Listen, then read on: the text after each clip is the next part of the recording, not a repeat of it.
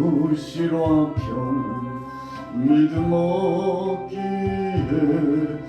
너는 정성껏 기도했나.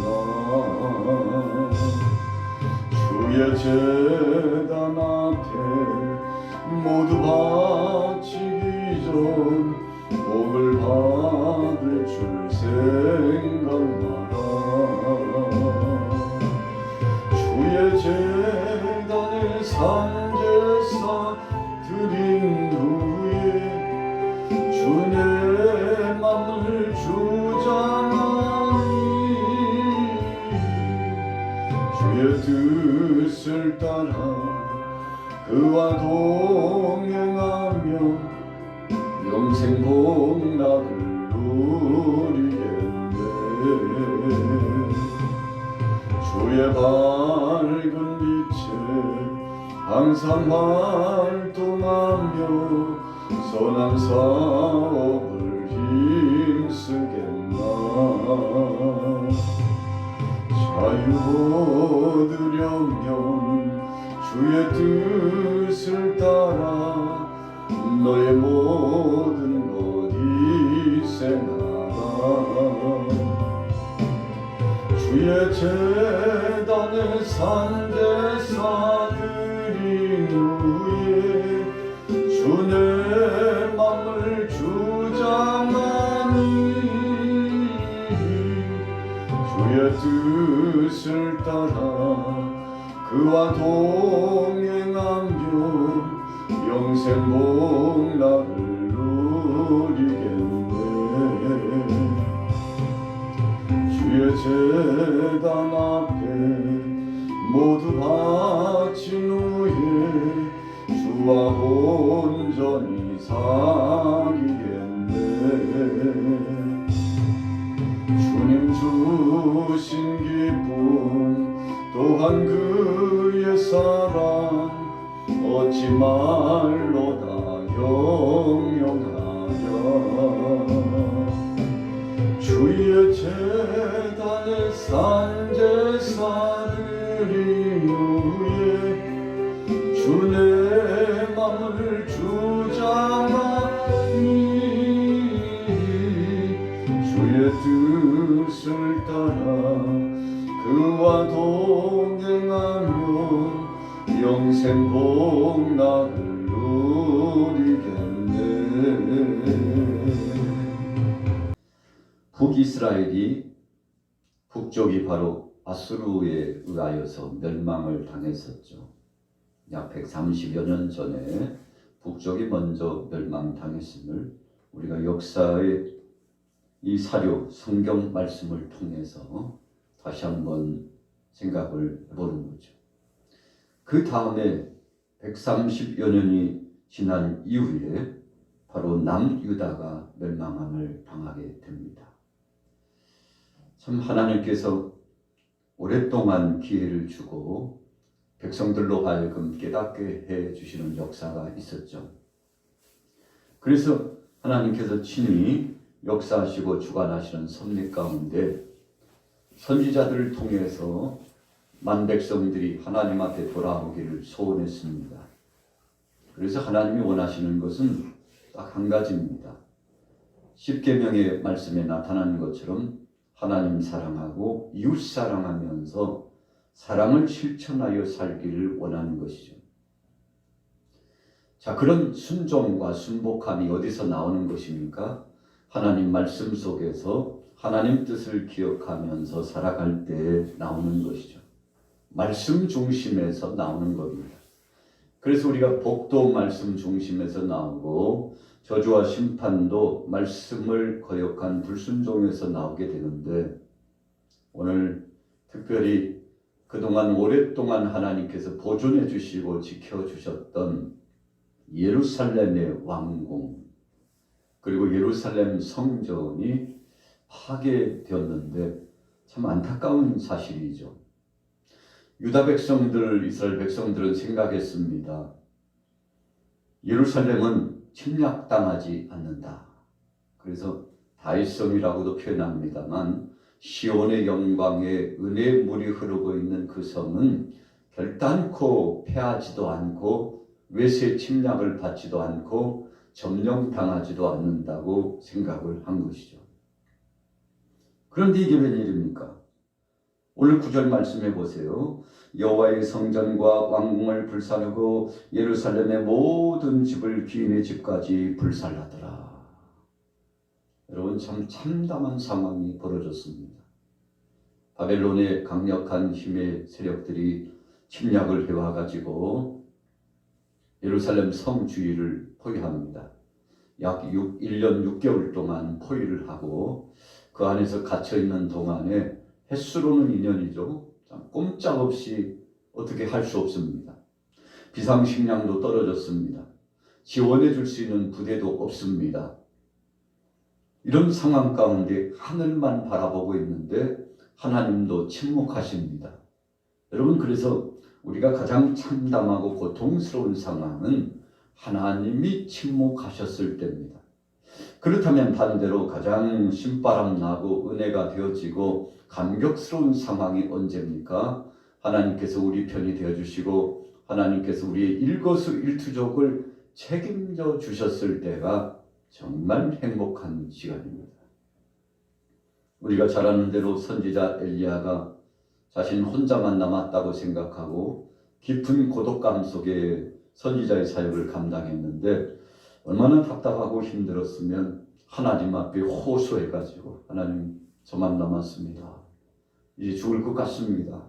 차라리 하나님 손에 죽는 것이 낫지 이세벨이 추적해 오는 군사에 의해서, 하방이 추적해 오는 군사들에 의해서 죽기는 싫다고 여러분 자신의 상황을 참 참담하게 고통 중에 하나님 앞에 호소했죠.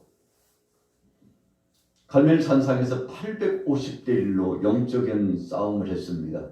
그때도 하나님께서 불을 내리고 엘리야와 함께 해주셨죠.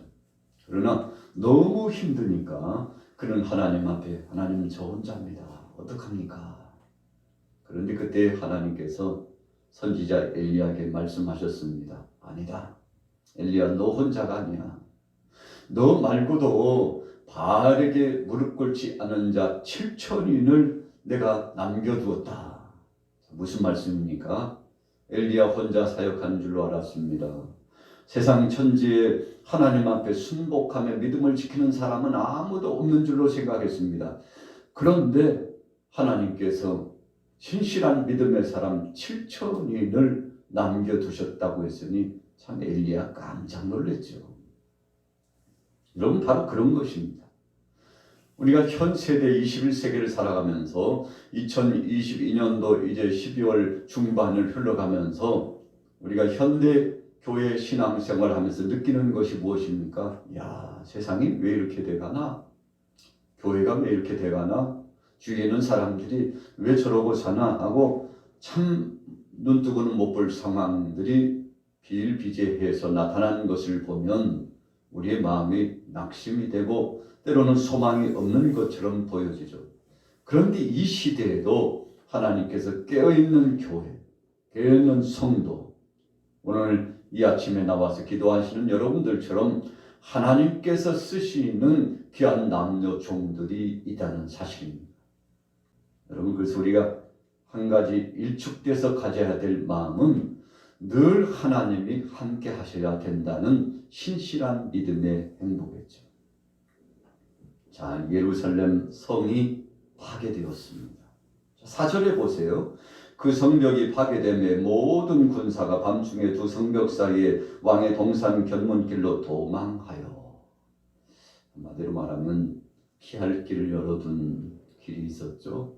적들이 침략해오면 어떤 비상 상황에는 피할 길을 두기 마련이죠.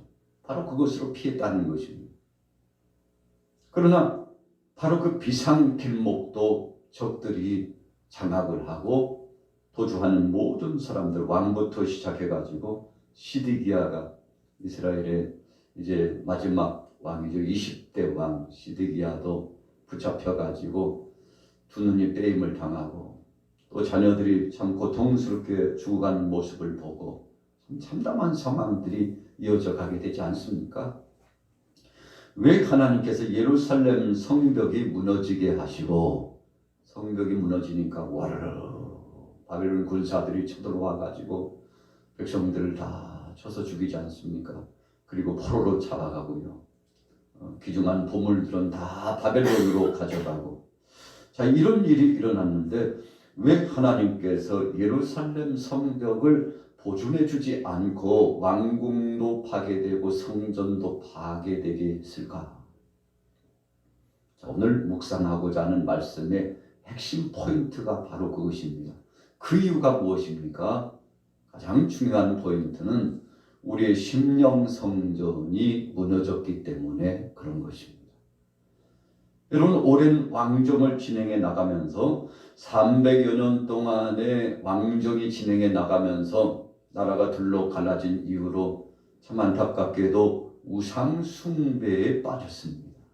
하나님을 앙망하고 그분을 향해서 경배하고 하나님 뜻 중심으로 살아가고 하나님 없이는 못 산다고 하고 기도의 끈을 내려놓지 않고 예배 중심으로 살아가고, 그래서 하나님이 주신 그 마음, 초심의 마음을 가지고 살아가야 합니다만 그러나 초심을 상실했습니다.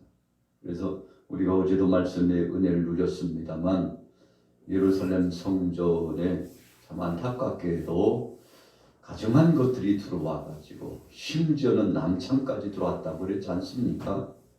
하나님께서 영광을 받으실 수가 없어요.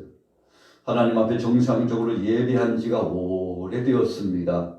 그래서 심지어 어떤 상황까지 됐습니까? 성전이 마치 비가 새는 것처럼 다 헐어가지고요. 아무도 관리하고 보존하지 않고 제사장도 타락하고 왕도 타락하고 백성들도 타락하고 레위 족속들도 타락하고 모든 이들이 하나님을 떠나서 우상 숭배에 빠져서, 여러분 그것을 다른 말로 표현하면 심령 성전이 파괴되었다는 것입니다. 마음속에 주님을 모시고 살아가야 되는데 이 마음속에 주님이 계시지 않아요. 여러분, 그래서 주님 앞에 소원함도 없습니다. 부르짖는 기도도 없습니다. 하나님 말씀에 순종함도 없습니다. 경건의 표를 본다는 것은 참 드문 일입니다.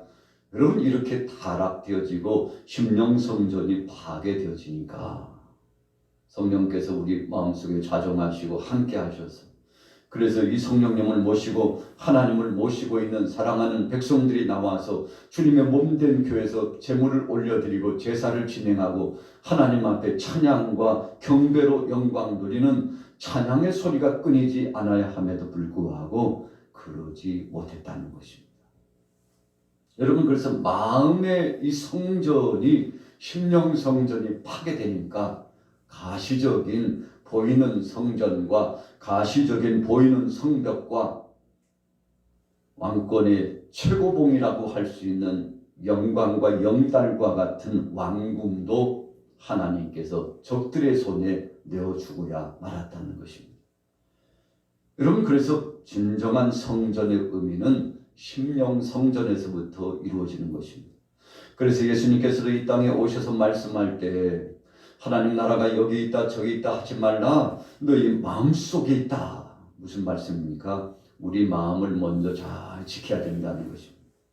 그래서 잠언서에 말씀한 것처럼 무릇 지킬 만한 것보다 너희 마음을 지켜라. 생명의 근원이 바로 거기에서 이에서 나기 때문이다.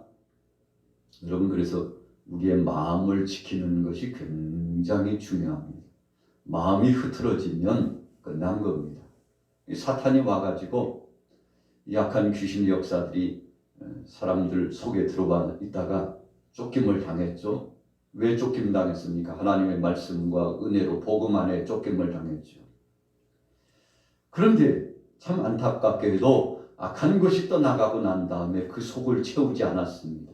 이 귀신의 역사들이 빙빙 돌다가 도무지 들어갈 곳이 없어요. 그래서 혹시 우리가 나왔던 집을 한번 볼까 했어요. 여러분, 예수님이 직접 주신 말씀이잖아요. 우리가 나온 집을 한번 가볼까 하고 가봤더니 깨끗하게 소재가 되고 그것이 비어 있어요. 채워지지 못했다는 것입니다.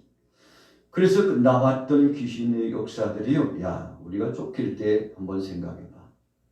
이제 하나 가지고 나는데, 그래서 이전보다 더 악한 것들이 들어가가지고 그 집을 점령했다는 말씀이 있지 않습니까? 여러분, 그래서 우리 마음을 지키는 것이 굉장히 중요합니다. 그래서 우리가 정신만 차리면 호랑이에게 물려가지 않는다고 그러지 않습니까? 앞에 범이 나타났어도 정신만 차리면 살길 피할 길이 열린다고 그렇게 말씀하고 있지 않습니까? 여러분, 세상에 사람들이 이야기하는 것 속에서도 참 귀한 이야기들이 많은데, 하물며 하나님께서 주신 말씀, 오늘 본문 말씀에 예루살렘 성벽이 허물어지고 왕궁도 파괴되고 성전도 파괴된 이유는 사람들이 자신들의 마음속에 하나님 중심으로 살아가는 신앙의 행보가 없었기 때문이라는 것입니다. 그래서 유다왕, 시드기야 왕, 20대 왕도 결국은 붙잡혀가고요. 그냥 붙잡혀가지 않고 눈을 빼임당하고 얼마나 수치스러운 것입니까? 여러분, 이런 모욕을 당하고서 붙잡혀가고 예루살렘 모든 것들이 회파되고, 그래서 70년 동안 포로가 진행되게 되지 않았습니까? 왜 70년 동안 포로입니까? 왜 70년 동안 왕궁이 짓밟히고 성전이 짓밟히고 예루살렘 터가 짓밟히고, 그래서 여러분, 황폐한 땅이 되게 한 이유가 무엇입니까? 하나님께서 자기 백성들을 칭찬하시고 깨달을 만큼 하나님께서 손으로 터치하셨다는 것입니다. 그러면서도 예루살렘이 멸망당하기 전에 선지자를 통해서 계속 외쳤죠. 하나님께서 이제는 마지막 기회라고 합니다. 빨리 돌아오세요. 하나님 앞에 돌아오면 삽니다. 하나님이 경고하고 계십니다. 빨리 돌아오세요. 여러분, 그러나 영안이 다쳐가지고요, 보지 못하는 겁니다. 귀가 다쳐가지고 하나님의 음성을 듣지 못하는 겁니다. 여러분, 우리가 주의 신앙생활을 하는 사람들 보면, 어떤 분들은 보면 참 답답할 때가 많아요. 훤히 그 길이 보이고 그 상황이 보이는데 그냥 죽을 길로 가는 거예요. 멸망과 심판의 길로 가는 거예요. 그 길로 가면 사악한 원수마귀 권세에게 놀림거리가 되고 희롱당하고 종국적으로 가장 귀중한 것들을 빼앗긴다는 것 뻔한 것임에도 불구하고 요한복음 10장 10절에 말씀하는 것처럼 도적이 오는 것은 도적질하고 죽이고 멸망시키려고 하는 것이다. 여러분, 뻔한 길목임에도 불구하고 자기도 모르게 소리도 못하고 그냥 순간 넘어지는 상황이 눈에 확연히 보일 때가 많지 않습니까? 여러분, 보이질 않아요. 더 이상 들리지 않습니다. 그래서 한 달이 지나고 1년이 지나고 2년이 지나고 3년이 지나서야 아차, 내가 왜 그랬지? 여러분, 그렇게 생각할 때가 너무나 많다는 것입니다. 오늘 본문 말씀에 이 백성들이 그랬습니다. 유다 왕 시드기야가 그랬습니다. 백성들이 예루살렘 그 지름길로, 성벽이 무너졌는데 지름길로 도망가려고 했는데 하나님께서 그 길목도 다 차단시켜 백성들로 하여금 침탈함을 당하게 했으니 얼마나 혹독한 시련입니까? 정말 처절하게 무너졌죠. 그리고는 70년 동안 바벨론에 끌려가가지고 젊은이나 노인이나 중년이나 할 것 없이 왕족이나 귀족이나 평민이나 천민이나 할 것 없이 다 붙잡혀 여러분 고통을 당하게 되지 않았습니까? 그리고는 70년 동안 회개하고 자복했는데 하나님께서 파사왕 고레스를 들어쓰셔가지고 마침내 내 백성들을 해방시키겠다. 참 신기하게도요, 70년이 되니까 하나님께서 어디서부터 강력한 힘을 동원하셨는지 메대와 파사가 조그마한 변방의 잡족속입니다. 그런데 그들이 힘을 얻는 거예요. 그래가지고 연합을 합니다. 바벨론이, 그 거대한 바벨론이 순식간에 메대와 파사의 연합군에 무너져 내립니다. 여러분, 참 우리가 역사적인 현장을 보면 어떤 때는 보면 신기하기까지 합니다. 하나님이 하시는 일이 저렇게 진행하시는구나. 여러분, 그래서 우리가 하나님 말씀 성경을 보면 하나님의 백성들이 살아간 역사적인 이야기가 나타나고 있습니다만 현실감 있는 정말 설득력 있는 말씀이 나타나죠. 그래서 우리는 그 말씀에 거꾸러지고 그 말씀에 힘을 얻고 그 말씀 안에 거울처럼 바라보고 하나님의 뜻을 기억하게 되는데, 오늘 우리는 예루살렘 성전이 왜 파괴되었을까 생각을 해보았습니다. 이유는 한 가지라고 그랬죠. 우리의 마음, 여러분 이 유다 백성들의 마음이 무너졌기 때문에 그랬다는 것입니다. 여러분 사탄이 그때 공략해오는 것입니다. 오늘 여러분들이 본문 말씀에 의하여서 보건대 우리의 심령을 단단히 하고 주님 앞에 부르짖어 기도하고 말씀으로 채움으로써 담대한 심령을 채우면 여러분 악한 것들이 한 길로 와가지고 틈을 보다가도 아이고 빈틈이 없네, 꽉꽉 채워졌네, 말씀으로 채워지고 기도할 때 영역으로 채워지고 주님의 것으로 채워지고 성령 안에 채워지고, 여러분 사탄이 한 길로 왔으나 7길로 떠나가는 것입니다. 우리 양마교회 위에 또 사랑하는 여러분들 성도들의 가정과 생업 위에 이런 하나님의 은혜와 복이 임하기를 예수님의 이름으로 축복합니다. 오늘 본문에는 파괴되었다, 쫓겼다, 그리고 붙잡혀가서 포로가 되었다, 소망이 없다, 그런 말씀들이 있는데, 여러분 그러나 주님이 주신 생명된 말씀을 또 다른 이면에서 보면 하나님을 앙망하고 주님 앞에 맡기고 주님 앞에 부르짖고 우리 주님이 하실 것이라고 믿음으로 나아가고 하나님을 찬양하고 주님 앞에 부르짖어 기도하는 백성들은 하나님께서 역사의 미래로 책임져 주시고 복을 주셨으니, 여러분 한쪽 또 다른 이면에 나타나고 있는 은혜와 복을 다시 한번 절감하고 사모하셔서 오늘 목요일 하루 동안도 큰 은혜를 체험하시고 기적을 체험하셔서 정말 감당할 수 없는 은혜가 넘쳐나고 복이 임하게 되시기를 예수님의 이름으로 축원합니다.